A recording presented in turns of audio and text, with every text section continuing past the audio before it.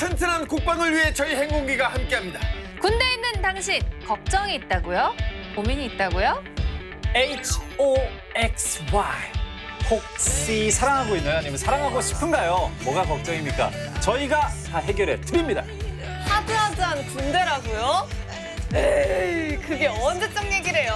요즘 근데 안 그래요. 군대 안에서 뭐 하고 쉬어야 할지 모르겠다며? 그건 모두 알려드리겠습니다. 자, 저희가 왔습니다. 여기는 행군기다.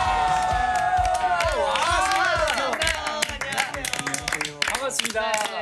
자, 오늘 시작하기 전에 솔직하게 제가 고백할 게 하나 있습니다. 진짜요? 그 김대희 씨가 군대 웅변대회 나가서 2등했다는 얘기 기억하시나요? 사단 네네. 웅변대회 2등했죠. 그거랑 이제 슬리피 씨가 분대장으로 전화 포상 받았다는 얘기. 네, 믿지 않았습니다. 네. 전 다 거짓말이라고 생각해요. 왜? 그냥. 속고 살았나? 아니, 지금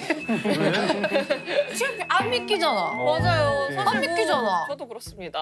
나 군대에서 잘 나갔어. 이런 얘기는 증명할 수도 없고 이러니까 예비역들이 아이 하수 부려도 뭐 그런가 보다 이렇게 했죠. 이래서 이 믿지 못하는 사람이 문제고요. 이래서 증거를 남겨놔야 됩니다. 맞아요. 예?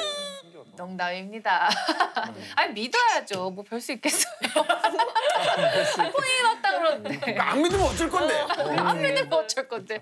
믿습니다. 근데 진짜로 이런 경우가 생긴다면 네. 너무 억울할 것 같잖아요. 억울하죠.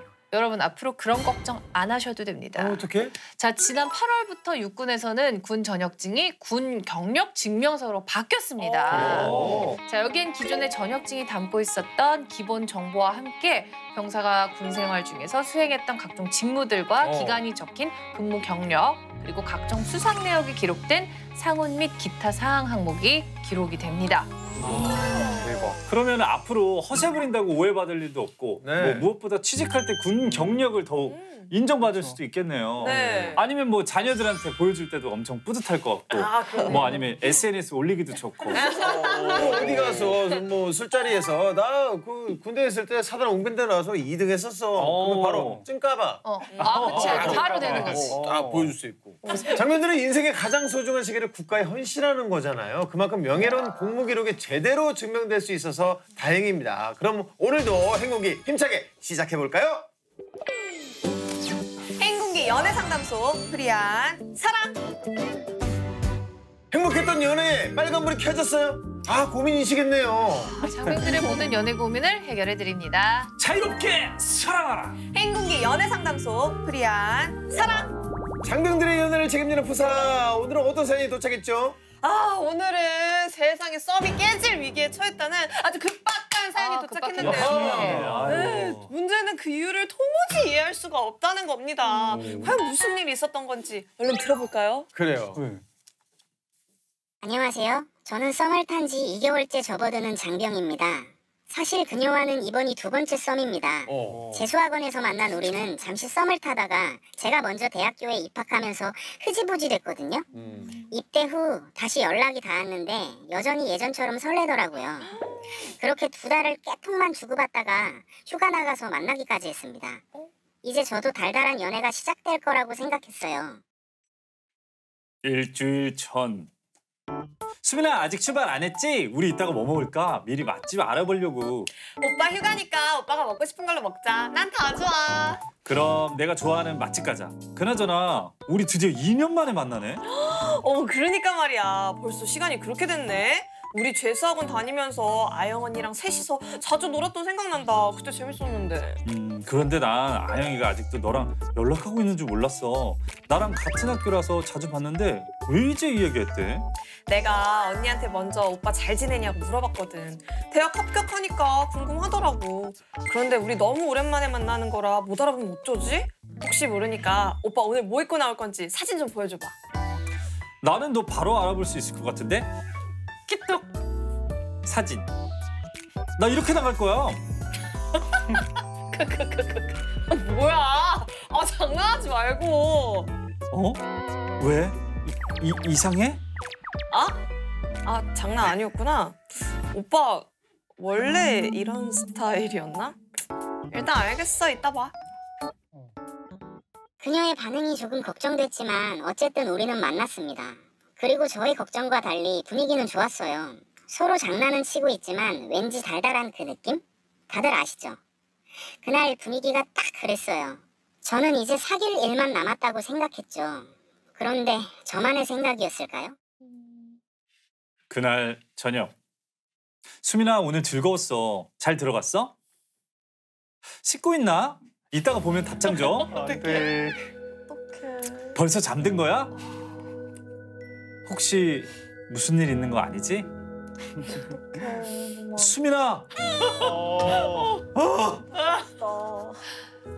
이틀 후. 여보세요? 뭐야? 네 웬일로 나한테 전화했어? 잘 지냈지? 아니, 다른 게 아니라 그 수민이가 지금 이틀째 연락이 안 되는데 혹시 무슨 일 있나 걱정이 돼서. 수민이 아무 일 없어. 연락할 때 되면 하겠지. 아니, 그게 아니라 내가 톡을 보내도 답이 없어. 수민이한테 뭐 들은 얘기 없어? 내가 어떻게 말해야 되나. 야, 사실 수민이가 그날 너 만나고 와서 충격을 좀 받았나 봐. 네가 옷을 너무 못 입고 나왔다며. 뭐? 옷을 못 입어서 연락을 안 하는 거라고? 그게 말이 돼? 아니 옷을 무슨 신호등처럼 입고 나왔다며. 몰라. 나 몰라. 아무튼 수민이가 생각할 시간이 좀 필요한 것 같으니까 일단 연락하지 말고 좀 있어봐. 야야, 아영아. 와, 진짜. 신호등 잘 입은 거 아니야? 그날 이후 썸녀와는 아예 연락이 되지 않은 상황입니다. 사실 옷에 그렇게 관심이 있는 것도 아니지만 제가 그렇게 못 입는다고 생각해 본 적도 없습니다. 그런데 옷 스타일이 그렇게 중요한 건가요? 썸을 끝낼 정도로? 저는 그녀를 이대로 포기할 수 없어요. 제가 어떻게 하면 될까요? 급박한 사연이 많네요. 이게 저희가 빨리 해결을 해드리지 않으면 인연이 아예 끝날 수도 있을 것 같아요. 맞아요. 저도 이게 문득 이렇게 생각해 보면 뭐 신호등처럼 입었으면 총천연색으로 아주 뭐 컬러풀하게 잘 입은 것 같은데, 근데 이 상대방이 마음을 보고 봐야지. 그 겉모습만 보고 연락도 안 받고 뭐 옷이랑 연애하는 것도 아니고 말이죠. 패션이 그렇게 중요한 거예요? 아이, 그게 그렇게 중요하진 않지만 그래도 신호등처럼 입었다잖아요. 네. 길을 건널 뻔했대요, 보고서는. 아하. 네, 그래서 저는 썸녀의 마음을 이해합니다. 썸 타는 단계에서는 겉모습 어느 정도 중요합니다. 어떤 스타일이냐에 따라서 호감도가 정말 뚝뚝 떨어질 수 있거든요. 그런가? 이 자칭 페피인 제가 얘기를 해보자면 스타일이 좀 별로인 썸 상대가 완전 깰 수 있어요. 네, 깰 수 있습니다.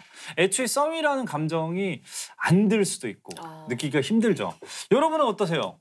솔직히 내 연인의 패션이 중요하다? 별로 중요하지 않다? 그러니까. 저는 뭐 기왕이면 다홍치마라고 못 입는 것보다는 잘 입는 게 좋죠. 하지만 그게 이별의 원인이 되는 건 좀 심한 것 같아요. 이별까지는 아니다. 예. 근데 뭐 고칠 수는 있잖아요. 이렇게 뭐 얘기하면서. 근데 또 그거를 이제 고집을 부르면 고집을 부리는 분들이 있어요. 말안 나만의 스타일이야. 개성이야. 너 왜 날 이해 못해? 그럼 너가 패션을 모르는 거야. 이러면 이제 조금 헤어질 수도 있겠다라는 생각이 들어요. 저는 이 고민 장면 보면서 순간 저인 줄 알았어요. 대박. 네. 하긴 신호등? 우리가 항상 이 군복만 입은 모습만 봤지 사복을 입은 모습을 본 적이 없으니까. 그렇죠. 예전에 이제 데이트를 하는데 반팔 와이셔츠에 청바지를 입고 갔어요. 근데 이제 제 모습을 본 여자친구가 약간 표정이 안 좋아지더니 너무 아저씨 같다고 그러는 거예요. 심지어 코로나 시기도 아니었는데 사회적 거리두기를 하더라고요. 네, 그래서 예, 그때 좀 많이 충격을 받았습니다. 예. 진짜 정장 셔츠였나 보다. 어떤 방법이었어요? 저도 우선 사람이 중요하긴 한데 저도 옷에 조금은 관심 있는 편이라서 연인의 패션도 조금 관심이 있는 편이고 중요하게 생각하는 편입니다. 그래서 사진 찍는 거 되게 좋아하는데 이제 남자친구가 데이트 장소에 너무 안 맞는 옷을 입고 왔다거나 아니면 저랑 너무 스타일이 달라서 좀 같이 잘 어울리지가 않으면 좀 신경 쓰이기는 합니다. 맞아요. 그러니까 어쨌든 전체적으로 우리 다 패션이 어느 정도 중요하다. 라고 생각을 하네요. 자, 이 사연으로 돌아가서 두 사람 관계가 아직 정식으로 사귀는 게 아니잖아요. 그래서 더 옷 스타일이 중요했던 것 같아요. 썸이니까. 네, 원래 썸 탈 때는 좀 이런 사소한 거로도 환상이 깨지잖아요. 네. 이 사연에서 정말 안타까웠던 게 이 만나기 전에 이제 사진을 보냈지 않습니까? 그때 장난하지 마. 자기는 최고로 잘 입고 찍어서 보낸 건데. 그쵸. 장난하지 마. 장난하지 마 했을 때 아, 내가 잘못된 방향으로 가고 있구나라고 알아챘어야 했는데. 그쵸. 아니 그래도 좀 과한 게 썸녀가 예전부터 알았던 사이라면 고민정면 스타일이 어떤지 알고 썸을 탔을 거 아니에요. 근데 이제 와서 연락을 끊어버리면 당황스럽죠. 그쵸. 근데 두 사람이 재수학원에서 만났다고 했잖아요. 근데 사실 그때는 공부만 열심히 할 때라 옷에 뭐 신경 쓸 겨를이 없었죠. 아마 썸녀도 그때는 고민장병이 옷을 못 입었어도 공부에 집중하느라 옷을 신경을 못 썼구나라고 생각을 했었을 것 같아요. 심각성을 몰랐던 거죠. 그래도 전 아직 조금의 희망이 있다고 생각해요. 왜냐하면 고민장병이 패션에 관심이 없다는 거예요. 고집을 부리지 않는다는 거죠. 네. 얼마든지 다른 패션을 흡수할 수 있다는 겁니다. 예, 맞습니다.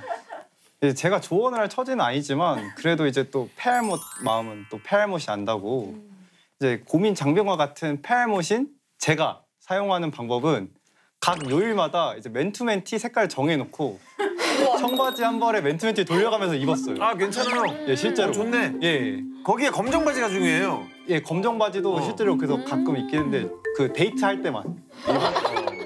와. 제가 이제 좀 나서볼까요? 네. 2021년 FW 컬러가 뭔지 아십니까? 몰라요. Red and Yellow예요. 신호등인데요?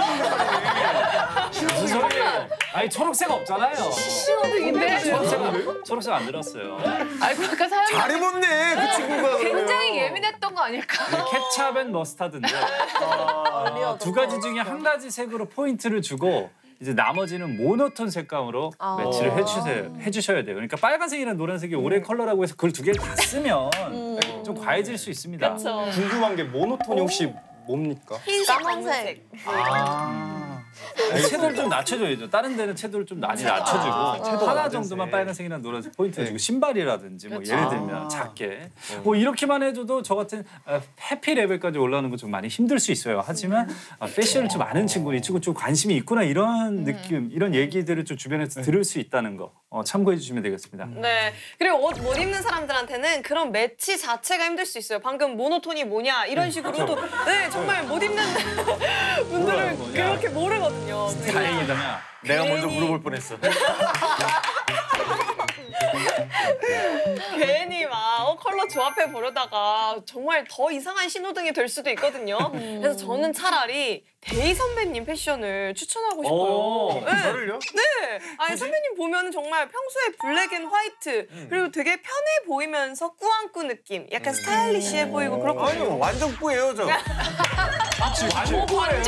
완꾸였어 완꾸. 완꾸였어요. 저는 이분의 얘기가 가장 궁금했습니다. 예전부터 들어보고 싶었고요. 방송에서는 항상 뭐 세상 차분하고 아주 단아하게 입으세요. 근데 평소 패션은 그 잠옷이거든요. 그냥 생추리닝. 네, 아영 씨. 패션 철학이 어떻게 되시는 거예요? 저 나름 있어요. 옷이 나랑 닿는 걸 별로 좋아하지 않습니다. 네. 면 같은 것도 닿는 게 싫어서 스판과 루즈핏 아니면은 추리닝 이렇게 세 개를 돌려 입고 네 입는 거 가장 편한 거 빤 거. 진짜 싫은 네. 거. 옷을 빠는군요. 세탁한 거. 세탁된 거. 다 필요 없고 패션이 페와널이다. 아이고. 네. 맞습니다. 페와널인 것 같아요. 네네네. 네. 근데 그 스타일리시해진다고 해서 바로 썸이 연애로 발전할 수 있을까요? 자, 궁금하시죠? 패션과 연애 성공률은 얼마나 관련이 있을까요? 제가 알려드리도록 하겠습니다.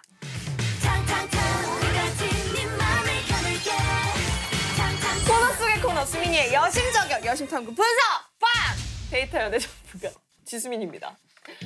미혼 남녀 339명을 대상으로 패션 스타일이 좋은 이성과 연애를 기대한 적이 있는지에 대한 설문조사를 진행했는데요. 그 결과 남자는 약 66%, 여자는 무려 약 75%가 기대한 적이 있다라고 답했습니다. 자, 이유를 말씀드릴게요. 패션 스타일이 좋으면 다른 센스도 좋을 것 같아서가 1위였고요. 함께 다닐 때 멋진 커플이라고 느껴져서가 2위였습니다. 패션은 단순히 옷을 입는 것이 아니라 연애 성공률까지 높여준다는 사실을 알 수 있었습니다. 네. 자, 그럼 이제 고민 장병에게 해결책을 알려줘야 할 시간입니다. 옷을 못 입는다는 이유로 썸이 깨질 위기에 처한 고민 장병에게 어떤 해결책을 드릴 수 있을까요? 아무래도 이럴 때는 솔직한 게 최고죠. 이 썸녀한테 대놓고 얘기를 하면 됩니다. 내가 패션을 잘 모른다, 솔직히. 난 패션을 잘 모른다. 앞으로 좀 코디를 좀 도와주면 내가 잘 따라갈 마음이 있다. 이런 식으로 솔직하게 말하면 그 어느 누가 싫어하겠어요. 그렇죠. 아니면 요새는 군에도 이제 패션 잡지가 들어오는데 그걸 보고서 좀 참고하는 것도 좋은 방법인 것 같습니다. 또 휴대전화 사용 시간에 SNS 참고해서 뭐 오늘의 코디 아니면 옷 잘 입는 분들 이런 사진 참고해도 좋을 것 같습니다.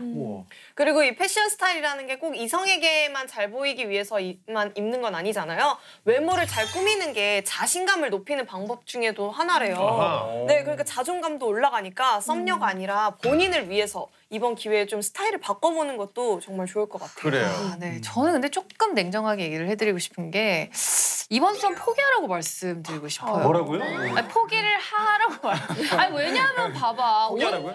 옷 못 입는다고 나를 놔버린 사람인데 그거를 이어가는 게 무슨 의미가 있을까 싶어서 다른 사람을 찾는 게 더 나을 거라고 저는 생각을 해요. 왜냐하면 사실 우리 다 공통적으로 얘기했던 게 옷 잘 입으면 좋지만 사실 그 사람을 좋아해야 되는 거죠. 그렇죠. 그러니까 내가 옷을 잘 입든 못 입든 그냥 그대로 좋아해줄 사람을 찾아보시라고 저는 감히 좀 말씀을 드리고 싶어요. 그런 분을 찾았군요. 그런 분을 찾아서 다 무슨 얘기를 해도 다 본인 얘기 같아. 아니 근데 이게 다 경험담이니까 와닿을 수 있어요. 실화를 바탕으로 했구나. 신혼생활 좋아하는 사람이 있어. 어딘가 있어. 맞아요. 예. 저는 고민장병에게 이런 말을 해주고 싶어요. 옷을 못 입는 건 죄가 아닙니다. 썸녀를 잡아도 좋고 다른 사람을 찾아도 좋지만 잘 안 되더라도 그건 뭐 본인 잘못은 아니니까 절대 위축될 필요는 없다는 거 꼭 명심하셨으면 좋겠어요. 네, 자유롭게 사랑하라 행군기 연애상담소 프리한 사랑은 기막힌 솔루션뿐만 아니라 여러분의 마음까지 토닥여 드릴 테니까요. 많이 많이 신청해주세요.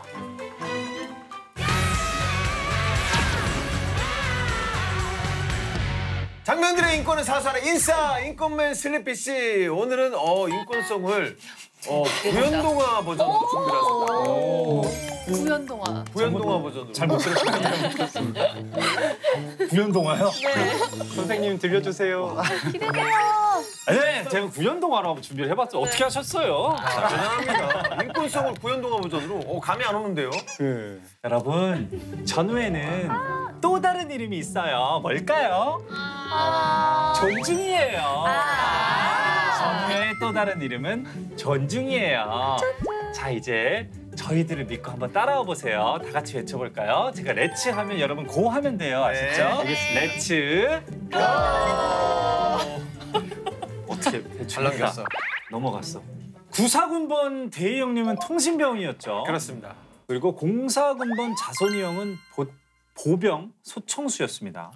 그리고 119번 저 슬리피는 군악병이었죠. 네. 이런 걸 바로 보직이라고 하는 건데요. 그렇죠. 근데 아마 여러분들이 군대 보직에서 가장 많이 들어본 것은 이것일 겁니다.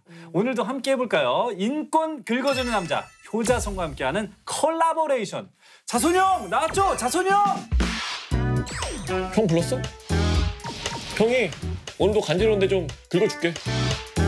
이제 시작한다. 다들 집중하자.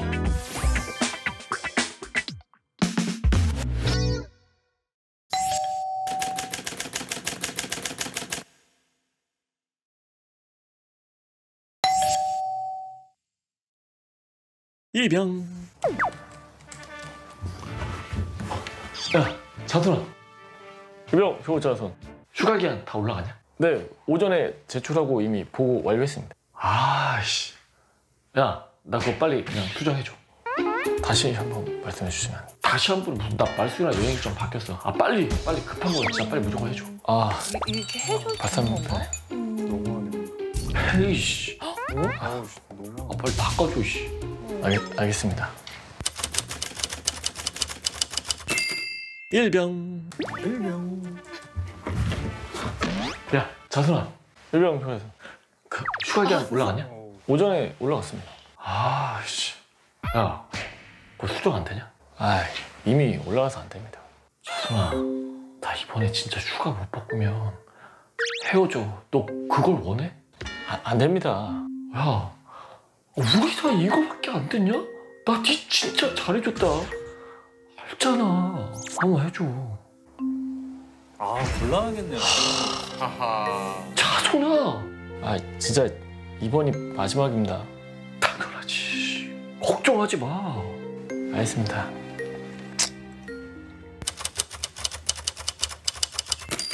상병. 야, 자순아. 사무실에서 휴가 기간 올라갔냐? 오전에 끝났습니다. 에이씨, 안 올라갔잖아. 바꿔줘. 아이, 안 되는 거 아시지 않습니까? 나 진짜 급한 거라 그래. 안 됩니다. 중대하면 요즘 일일이 다 체크하셔가지고 예전에 그 김 여사님 한번 해줬다가 난리 났습니다. 아이, 김병찬. 안 되는데. 아이, 뭐 저는 해드리고 싶은데 뭐 중대장님한테 그럼 다 보고합니까? 군대의 수많은 보직 중에서 오늘은 행정병의 얘기네요. 사실 행정병은 어느 부대나 꼭 있어야 하는 보직 중 하나라서 그 숫자가 많죠. 그래서 전역자들 중에서 행정병이 많구나. 네. 자, 그래서 오늘은 행정병의 모든 것을 알아보는 시간을 가져보도록 하겠습니다. 네네. 자, 우선 행정병은 어떻게 뽑히는 거죠? 과거에는 구체적인 선발 기준이 없었는데 최근에는 기술행정병이라는 선발 과정 중에서 이제 특기가 있는데 그중에 일반행정이라는 특기가 있습니다. 그래서 입대할 때 미리 지원을 해서 해당 전공학과나 자격, 면허 소지자를 우대를 해서 선발을 하고 있습니다. 물론 입대 후에 행정병으로 차출되는 경우도 있습니다. 네. 예, 공군의 경우도 이와 비슷한데요. 선발 기준 1순위는 자격증입니다. 그래서 컴퓨터 활용 능력이나 MOS 등 컴퓨터 관련 자격증이 있어야 되고요. 2순위는 행정학과, 경영학과 등 특정 학과를 나온 경우입니다. 만약 지원이 아닌 차출하는 경우엔 보통 눈치가 빠르거나 사회성이 좋고 탐지 능력, 눈썰미라고 하죠. 눈썰미가 좋은 병사들이 행정병이 됩니다. 네. 저는 문서만 잘 만들면 그 행정병이 되는 줄 알았는데 자격 조건이 굉장히 다양했네요. 알고 보니까 전문 인력이었어요. 그런데 행정병도 종류가 좀 많잖아요. 예, 그렇죠. 행정병의 주 업무는 부서 간부들의 업무를 보조하는 것이다 보니까 인사, 보급, 정보, 재정, 법무 등 군대에 존재하는 모든 부서에 행정병이 있다고 생각하시면 됩니다. 많다. 그래서 행정병이 하는 일도 어떤 부서에 배치하냐에 따라서 엄청 다양합니다. 그러니까 제가 이해한 게 맞는지 모르겠지만 한마디로 하루 종일 서류 작업을 한다는 거네요. 이런 걸 보고 일명 그 꿀보직이라고 하는 거 아닌가요? 힘든 훈련 안 받고 계속 사무실에 시원한 에어컨 바람 쐬면서 있는 거. 아, 수미 씨가 아주 우리 행정병들이 들으면 네. 위험한 발언을 하셨어요. 행정병들이 가장 싫어하는 그 단어예요. 꿀보직. 모르는 사람들이 볼 때는 편해 보이겠죠. 하지만 행정병도 나름대로 고충이 있습니다. 여름엔 시원하고 겨울엔 따뜻한 사무실에 앉아서 근무를 하지만 나름대로 고충이 있습니다. 훈련 연애도 많이 되고 하지만 나름대로 고충이 있을 겁니다. 이 정도면 있어야 될 것 같습니다. 네. 자, 행정병의 고충이 뭐가 있는지 빨리 좀 찾아봅시다. 뭐가 있나요? 빨리 말씀해 주세요. 이게 실내에 있어서 편하다고 이제 보통 이야기하는데 그렇지 않습니다. 와우. 예. 그거 하루 종일 앉아 있어봐. 이거 엉덩이 베기고. 그렇죠, 그렇죠. 이제 훈련을 받으면 몸만 피곤하지만 행정병은 정신적으로 굉장히 피곤해요.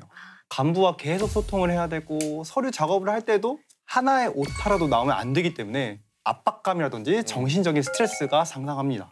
저도 그냥 우스갯소리로 농담을 한 얘기고요. 지금 말씀하신 대로 정신적 스트레스는 기본이고 정말 힘들죠. 보통은 훈련 끝나고 생활관 들어와서 샤워 딱 하고 개운하게 개인정비 시간을 즐길 수 있잖아요. 하지만 우리 행정병들은 훈련대로 받고 거기에 행정 업무까지 해야 되니까 개인 정비 시간도 없고 야근할 때가 많아요. 예, 오죽하면 위장크림 바른 채로 훈련 끝나고 위장크림 바른 채로 지우지도 못하고 컴퓨터 앞에 앉아서 업무를 보는 행정병도 있어요. 네. 그리고 그 결정적으로 부대 업무가 바쁠 때는 행정병들이 휴가증이 있어도 쓰지 못할 때가 많더라고요. 심지어 정기 휴가를 나갔다가 절반도 못 채우고 복귀하는 경우도 있었대요. 맞아요. 네가 없으면 부대가 안 돌아간다 그래서. 이런 얘기 들으면 훈련 받는 게 조금은 편할 것 같아요. 부서마다 이제 업무가 피크인 시즌이 있는데 연말정산 시즌에는 재정부 행정병이 제일 바쁘고 저희 법무부는 징계위원회 전에 행정병이 엄청 바쁩니다. 그래서 그래도 저희는 이제 행정병들의 휴식, 휴가를 지켜주기 위해서 열심히 좀 노력을 하고 있긴 합니다. 그리고 옛날 그 1994년도 시절에는 나이 많은 간부들 중에 컴퓨터로 문서 작업을 못하는 분들이 있었어요. 네, 그러면 이제 자기가 직접 문서를 그려서 행정병한테 넘겨줘. 그러면 그걸 이제 행정병이 받아서 일일이 컴퓨터로 작업을 하는 거죠. 또 악필이야, 간부가. 그러면 그 악필인 간부한테 걸리면 뭐 문서 작업할 때 몇 배는 시간이 더 걸리죠. 네. 그래서 이런 말도 있나 봐요. 행정병은 군대라는 회사에 취직한 신입사원과 같다. 맞아요. 그래서 그런지 행정병들 중에서는 스트레스성 위험이나 거부감 같은 그 직장인들이 걸리는 직업병 있잖아요. 그거 걸리는 경우도 맞아요. 많대요. 아유, 제가 일단 먼저 사과하겠습니다. 죄송합니다. 행정병 꿀보직이라는 발언, 너무 제가 뭣도 몰랐네요, 정말. 이렇게 힘든 점이 많은 보직인 줄 몰랐고요. 전군의 행정병 여러분, 고생이 너무 많으십니다. 네. 좀 자숙해야죠. 네, 자숙해야죠. 다음 주부터 안 나오나요? 아니요. 그건 아니고요. 자, 그런데 효자손 영상에서 보면은 휴가 일정 바꿔달라고 찾아오잖아요. 우선 짚고 넘어가야 될 게 행정병이 휴가 일정을 바꿀 수가 있나요? 절대 안 됩니다. 일정은 짜되 정해진 일정에서 휴가를 소화해야 합니다. 그리고 행정병의 모든 업무는 간부에게 보고해야 하기 때문에 혼자 결정할 수 있는 건 없습니다. 그럼요. 그래서 간부하고 병사 중간에서 행정병이 스트레스를 받는 경우가 많습니다. 보급품 지급이라든지 휴가 지침 같은 데 있어서 간부들이 지침을 해줄 수 있는 것과 없는 것이 있는데 이제 동료 병사들을 서운해하거나 이의를 좀 제기를 합니다. 그럴 때마다 이제 행정병들이 많이 좀 힘들어합니다. 특히 이제 계급이 낮은 행정병들이 힘들죠. 선임들이 와가지고 뭐 근무 바꿔달라, 보급품 좀 새 걸로 달라, 더 달라, 막 이런 얘기 많이 하거든요. 사실 우리 행정병이 마음대로 할 수 없다는 걸 알긴 아는데 그냥 말이라도 한번 이렇게 건네보는 거지, 던져보는 거지. 이렇게 보니까 행정병은 업무도 쉽지 않고 병사들한테 난감한 부탁도 많이 받고 이쯤 되면은 뭐 꿀보직이 아니라 제일 힘드네요. 좋은 게 하나도 없네. 늦었어. 네, 그래도 장점이 있긴 있습니다. 이제 간부 따라서 뭐 물품 구매나 이런 걸 도와주기 위해서 외출을 자주 할 수 있고 그리고 이제 저처럼 좋고 마음씨 후한 간부들이 먹을 거나 이런 간식들을 고생한다고 자주 챙겨주기도 합니다. 뻔뻔하시네요. 뻔뻔합니다. 네, 그리고 간부들 가까이서 시간을 보내기 때문에 부대에 있는 빅 뉴스가 뭔지 그리고 특히나 이제 최근에는 코로나 관련해서 외출, 외박, 휴가 지침이 바뀌는데 그런 뉴스가 제일 빅 뉴스이기 때문에 최신 정보를 가장 빠르게 입수할 수 있다는 장점이 있습니다. 네. 자, 그럼 이쯤에서 장안의 화제인 코너 벌써 그렇게 됐어요? 리피의 군대 TMI. 자, 행정병 보직의 가장 큰 장점 제가 알려드리도록 하겠습니다. 바로 사회에 나가서 취직했을 때 누구보다도 빠르게 남들과는 다르게 적응할 수 있다는 겁니다. 거의 아웃사이더가 되는 거예요. 일단 눈치가 빨라요. 이 행보관이 헛기치만 해도 뭐가 필요한지 알고 중대장의 발소리만 들어도 이 중대장이 지금 기분이 좋은지 나쁜지를 파악할 수 있고 이렇게 터득한 빠른 눈치는 사회생활에서 굉장히 요긴하죠.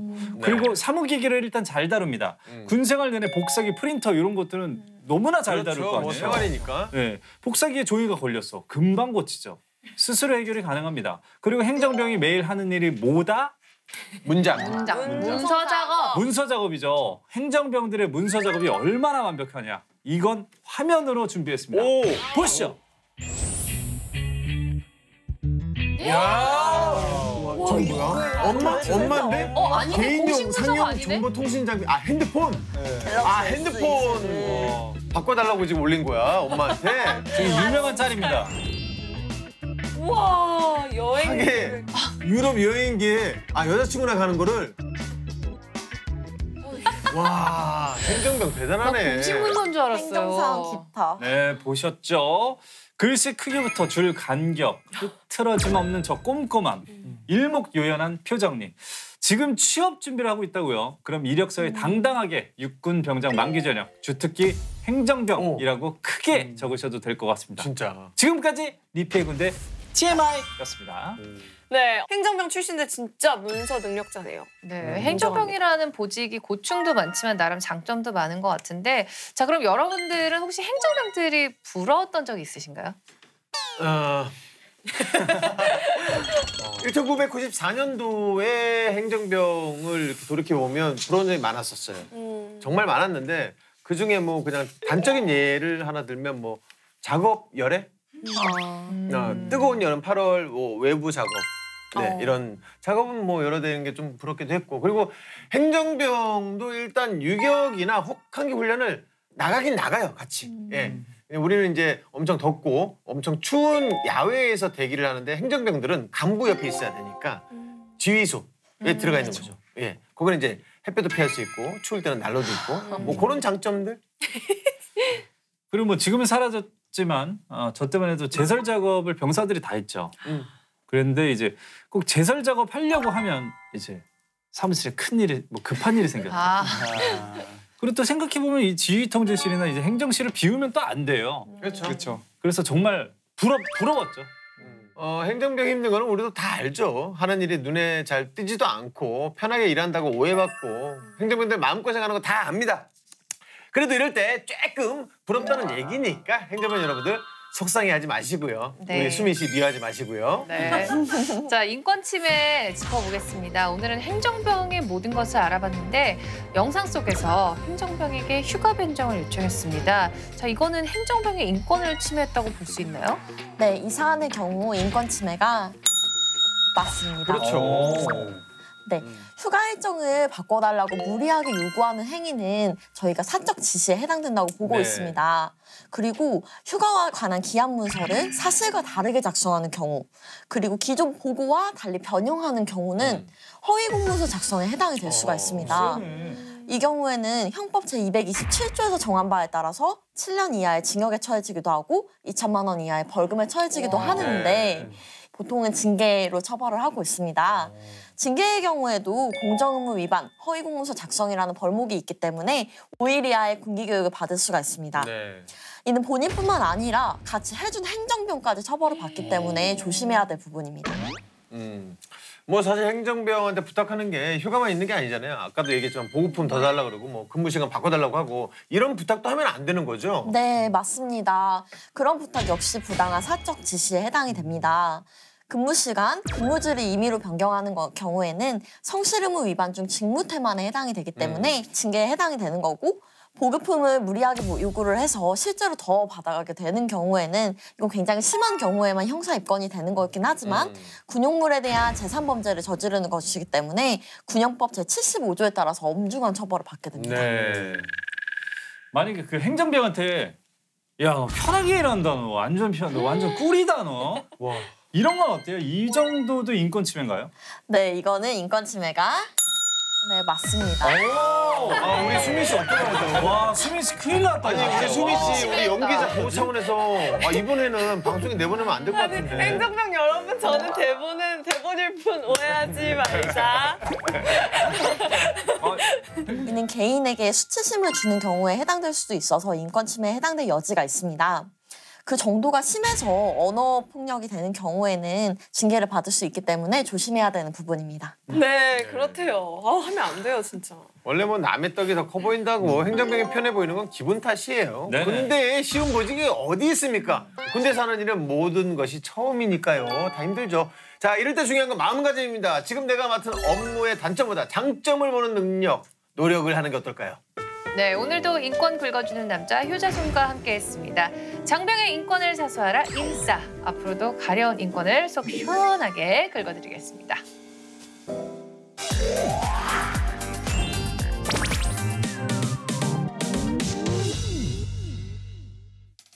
시간은 금입니다. 금쪽 같은 여가 시간을 어떻게 채워야 할지 고민이시죠? 그 고민 행국이가 말끔하게 해결해드리겠습니다. 장병 여가 시간 짜주기 프로젝트. 빈 시간 틈틈이 다 나와서 쉬어볼까? 다나카입니다. 네, 여러분은 군대 스포츠 하면은 뭐가 떠오르시나요? 뭐, 축구, 축구, 그렇죠? 축구, 맞아, 축구. 족구, 족구, 탁구, 농구도 하고요. 농구도 근데 하고요. 축구는 더 많이 하긴 하죠. 그렇죠. 1994년도 때는 축구가 이제 대세였지만 저는 개인적으로 족구를 좋아했어요. 족구도 막 엄청 많이 하죠. 네. 요즘 장병들도 근데 족구 많이 한다고 그러더라고요. 예, 축구보다 적은 인원으로 할 수 있으니까 팀 짜기도 편하고 아무튼 군대에서는 왜 그렇게 공놀이를 좋아했는지 몰라요. 참 군대에서 이제 운동 트렌드가 축구에서 족구로 넘어간 지가 꽤 됐습니다. 그래요? 각자 다른 매력이 있긴 한데 우리 행국이가 또 트렌드를 안 쫓아갈 수는 없잖아요. 네. 그래서 모셨습니다. 장병들에게 족구 전략을 알려줄 멘토님 나와 계시죠? 커튼을 걷어주시겠습니까? 네.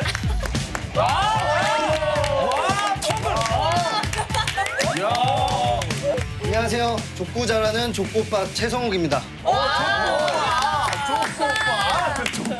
와 멋있다. 오늘 여러분을 군대의 꽃, 족구의 세계로 안내해드리도록 하겠습니다. 아니 이게 누가 봐도 딱 보면 그냥 족구라고 몸에 쓰여 있어요.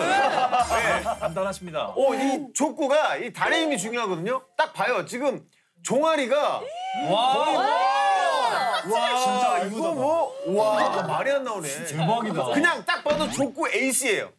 네. 무조건 공격수야. 단순히 에이스이기만 한 게 아닙니다. 실제로 족구를 가르치는 분이에요. 맞죠? 제가 족구 지금 선수이기도 하고요.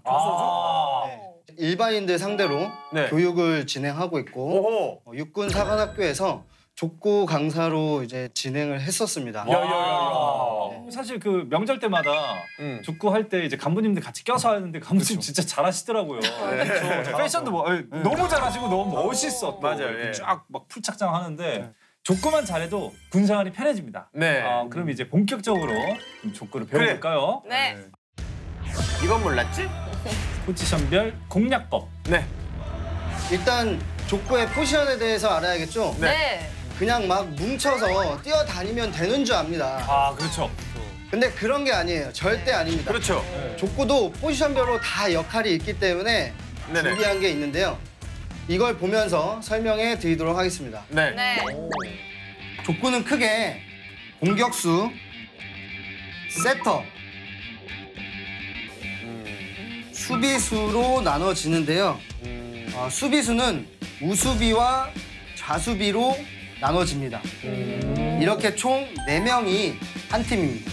그리고 여기서 이제 중요한 건 세터의 역할인데 세터는 군대에서는 굳이 막 다양한 전술을 할 필요가 없어요. 세터라는 거는 공을 이게 딱 띄워주는 사람 얘기하는 그렇죠. 거죠? 네. 이 중에서 전략이 필요한 건 바로 공격수와 수비수. 이게 제일 중요하다고 보시면 될 것 같아요. 그래서 먼저 공격수의 전략부터 시작해 보도록 하겠습니다. 네. 네. 서서 차기만 해라. 공격수는 서서 차기만 잘해도 충분합니다. 족구에서 공격을 맡은 분들 중에 욕심을 부리는 분이 꼭 있어요. 세팍타크로처럼 막 이렇게 날라가지고 이렇게 내려 찍는. 그렇죠. 위험한 기술이기 때문에 서서 차기만 하시더라도 충분히 군대에서는 많이 활용하실 수가 있습니다. 네. 뭐 날아차기 하겠다고 점프했다가 헛발질하고 넘어진 경험도 제가 있거든요. 그럼 그 족구의 기본 공격법 어떤 게 있죠? 족구의 기본은 서서차기. 서서차기 중에서 크게 3가지로 볼 수가 있는데요. 첫 번째는 안축차기, 두 번째는 발등차기, 세 번째는 발코차기가 있습니다. 차는 데가 다르구나. 이게 어떤 기술인지 보여드리기 위해서 제가 준비한 게 있습니다. 정확도와 세기를 연습하기 위해서 만든 타격기라고 하는 것이고요. 그 전에 여러분들이 아셔야 할 건 모든 서서차기는 코어의 힘으로 반듯하게 서서 공을 차야 코어의 힘과 차는 발의 힘이 분산되지 않고 공을 세게 찰 수 있다는 거. 공을 찰 때 뒤로 눕혀서 차는 분들이 많아요. 대부분 그렇죠. 대부분. 보통 눕혀서 차고 공하고 그만큼 멀어져요. 네, 맞습니다. 이런 경우에는 공을 제대로 타격할 수조차 없고 힘을 전달해주기도 어렵겠죠. 그래서 반듯하게 서서 차야 된다는 거 꼭 기억하세요. 예. 먼저 안축차기. 족구의 가장 기본이 되는 공격 방법이라고 생각하시면 됩니다. 그렇죠. 네. 발 안쪽 면을 이용해서 공을 차는 기술이라고 보시면 돼요. 정확성은 제일 높은 기술이에요. 족구를 시작하는 입문자라면 빠지지 않고 꼭 배워야 할 동작이라고 생각하셔야 돼요. 가장 기본적인 그렇죠. 네. 그래서 제가 간단하게만 자세를 보여드리면 우와. 자세 나온다 진짜. 이 동작이 되겠습니다. 그 다음에는 발등차기. 발등차기는 말 그대로 발등으로 차는 기술이에요. 지금 보시면 발등 모양이 약간 산처럼 돼 있어요. 그렇죠. 그렇죠. 네. 그렇기 때문에 생각보다 정확성이 떨어져요. 맞아. 하지만 발등차기가 공격력이 엄청 강해요. 그렇죠. 네, 안축차기에 비해서 동작도 수월하게 잘 나오고 공격력도 강하기 때문에 몇 번 연습하다 보면은 쉽게 따라하실 수가 있을 겁니다. 제대로만 들어가면 받기가 정말 힘들잖아요. 맞습니다. 네. 발등차기 시범을 보여드릴게요.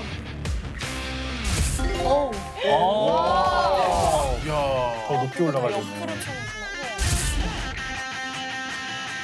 마지막으로 발코차기.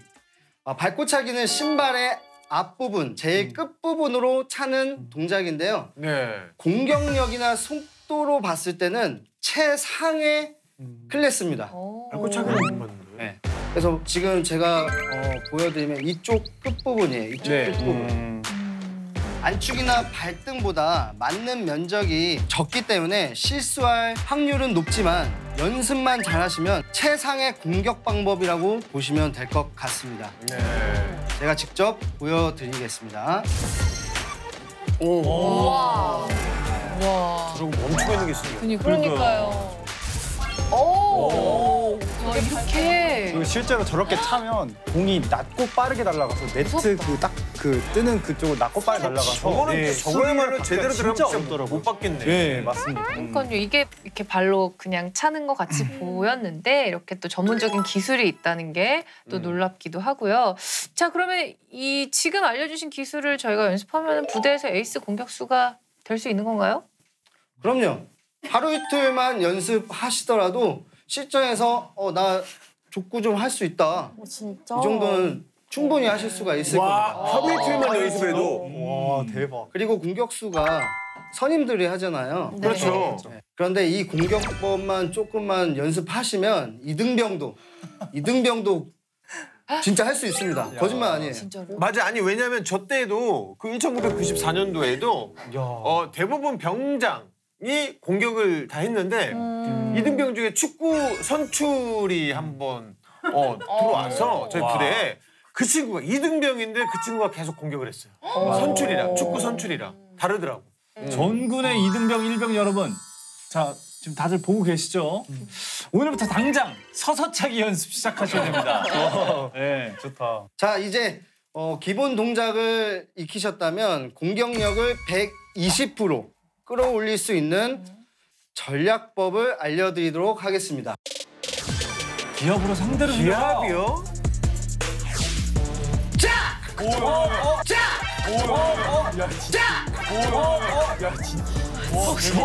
뭐 짜다고? 깜짝이야. 물 좀 주세요. 제가 갑자기 소리를 지르니까 어떡하셨어요? 위축됐어요. 다들 깜짝 놀라고 당황스러우셨죠? 네. 맞아요. 바로 이게 제가 알려드릴 공격 기술입니다. 아 이것도 기술이에요? 기합의 기술이다. 공이 상대편의 네트 가까이 떨어지도록 가볍게 차는 기술을 연타라고 하는 기술인데요. 네. 이때 필요한 게 연기예요. 뭔지 알겠다. 마치 공을 세게 찰 것처럼 소리를 크게 지르고 표정도 중요해요. 표정. 표정 어떻게 해요? 어떻게 해요? 어떻게? 궁금하다. 그러면서 툭 떨어뜨리는 거구나. 그렇죠. 트릭이네, 트릭. 이 소리 때문에 그 표정 때문에 강한 공격이 올 거라는 예상을 할 수밖에 없어요. 그렇죠. 바로 그 허점을 노리는 겁니다. 이거 기술이다, 진짜. 이제 공격은 100점 100승 할 수 있을 겁니다.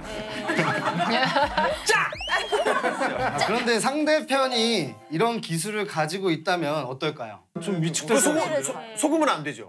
막아야겠죠. 그 짜에 속으면 안 되지. 그렇죠. 그때는 잘 막으셔야 되겠죠. 네. 이번엔 수비수의 기술을 알려드리도록 하겠습니다. 수비수는 뭐 너머로 공을 잘 받아치기만 하면 되는 거 아닌가요? 공의 속도랑 뭐 어떤 연관이 있나요? 당연하죠. 공을 받을 땐 코트 안으로 리시브를 해줘야 되는데 네. 자꾸 밖으로 튕겨나가는 경우가 많이 있을 겁니다. 있죠.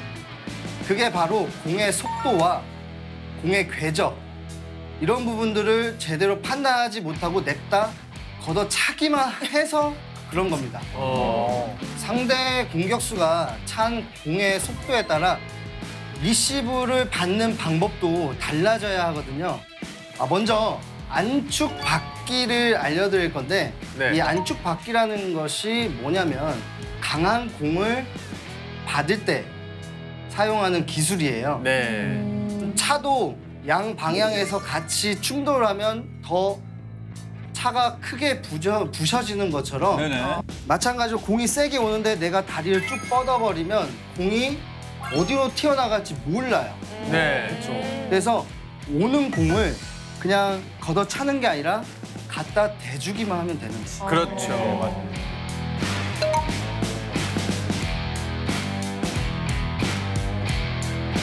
약간 충격 완화요법처럼. 그렇죠. 그 다음에 알려드릴 것은 안축주기라는 기술인데 이 네. 안축주기는 약한 공을 받을 때 그래서 이 약한 공이 온다라고 했을 때 공이 힘이 없으니까 내가 힘을 보태줘서 보내주는 거예요. 그렇죠. 그래서 토스. 네, 그래서 공을 앞으로 밀어준다. 밀어준다.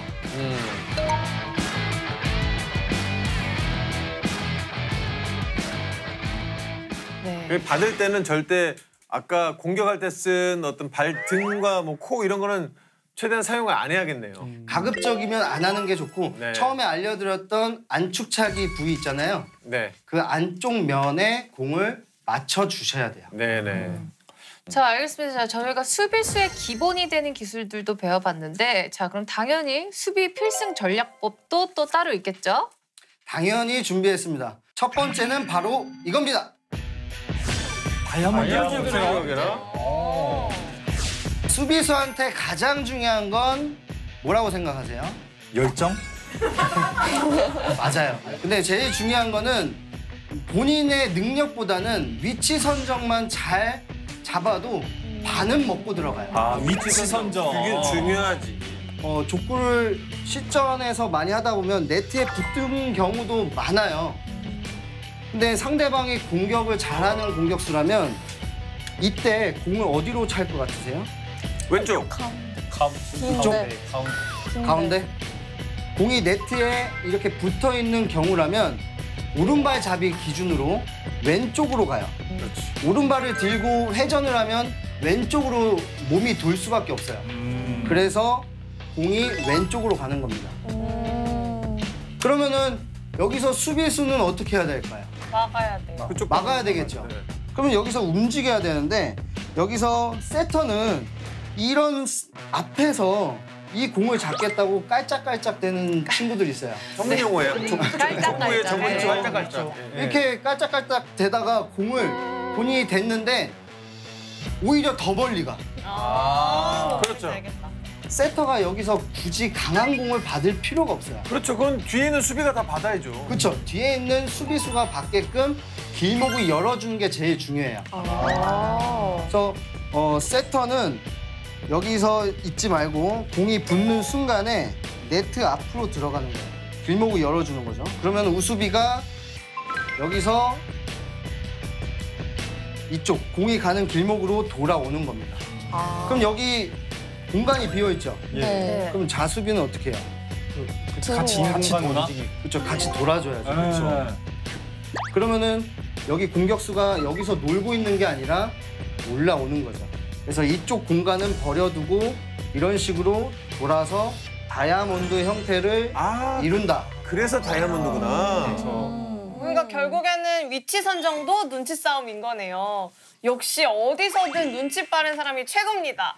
자, 그럼 수비수를 위한 두 번째 필승 전략 있나요? 이번엔 공을 놓치지 않고 받을 수 있을 뿐만 아니라 선임 눈에도 예뻐 보일 수 있는 방법이 있는데요. 중요한 거예요. 바로 이겁니다. 뒤꿈치는 땅에 붙어 있는 것이 아니다? 뒤꿈치 계속 들고 있는 거예요? 그렇죠. 이렇게 까치 처음 말고. 보는데 이거? 수비수의 발은 항상 바빠야 돼요. 특히 군대 족구는 공이 정해진 방향으로 오는 게 아니라 중구난방으로 오는 경우가 많아요. 그렇죠. 오른쪽이든 왼쪽이든 언제 어디로 올지 모르기 때문에 항상 이동할 준비가 돼 있어야 합니다. 이때 필요한 것이 바로 사이드 스텝인데요. 어떻게 해요? 간단하게 보여드리면 자세를 낮춘 상태에서 좌로 한 번, 다시 원위치, 우로 한 번, 다시 원위치. 이런 식으로 움직여주는 게 사이드 스텝입니다. 저런 식으로 움직이면은 뭔가 내가 뭘 안 해도 바빠 보이니까 열심히 하는 것처럼 보이잖아요. 맞아요, 그렇죠? 맞아요. 그러니까 이게 족구든 뭐든 못할 수는 있어도 열심히 하는 사람을 싫어할 수는 없잖아요. 네. 그러니까 선임 입장에서 봐도 열심히 경기에 임하는 후임은 유독 더 눈이 갈 것 같습니다. 자, 그렇다면은 마지막으로 족구를 즐기는 장병들에게 한마디 해주신다면요? 마지막으로 코트 위에서 어슬렁어슬렁거리는 선비 족구, 그런 족구는 절대 하지 말았으면 하고요. 본인이 진짜 실력이 없더라도 화이팅! 화이팅만 크게 외쳐주고 으쌰으쌰 하면 선임들한테 사랑받을 수 있는 그런 군 생활을 하실 수가 있을 겁니다. 네. 앞으로도 장병들의 군 생활에 족구가 활력소가 되길 바라면서 안전한 족구, 파이팅 넘치는 족구 즐기시길 바라겠습니다. 네. 그럼 안녕. 네, 감사합니다. 자, 오늘 다나카를 본 장병들은 내일부터 코트 위를 날아다닐지도 모르겠어요. 족구 공략법을 아낌없이 전수해준 우리 최성욱 멘토님 다시 한번 감사합니다. 네, 장병들의 슬기로운 여가 생활을 위한 다나카 다음 주에도 더욱 유익한 주제로 다시 돌아오겠습니다. 네, 저희는 여기서 인사드리겠습니다. 건강하고 열린 병영 문화를 위해서 저희 행운기는 항상 함께합니다. 전군의 행복한 병영 생활을 위한 행운기 다음 주에도 많은 기대 부탁드립니다. 저는 경례 행군!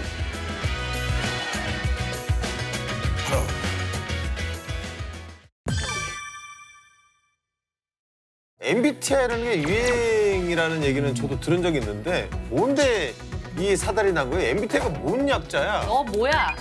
나는 IN 뭐야? ENTP야 이런 식으로. 우리 X세대들은 넌 뭐야? 그러면 난 나야. 그래서 우와 A형, B형, 맞아. AB형. 내가 지면 충분했는데 검색하면 나오죠. 그래요. 어디로 검색하면 되죠? 자, 지금까지 이런 놀이는 없었다. 동기들 모두가 즐길 수 있는 놀이 방법을 전수해 드리려고 합니다. 행군기 한 손 들어볼게요. 양손 들게요. 자, 행군기 반짝반짝. 이 사람. 네, 안 들면 틀린 겁니다. 행군기라고 했어요. 그림 마피아 게임은 언제 어디서든 쉽게 할 수 있는 게임입니다. 여러분 죄송한데 즐겁자고 하는 건데 지금 너무 심하게 됐어요. 마피아다! 3, 2, 됐어요. 1. 야,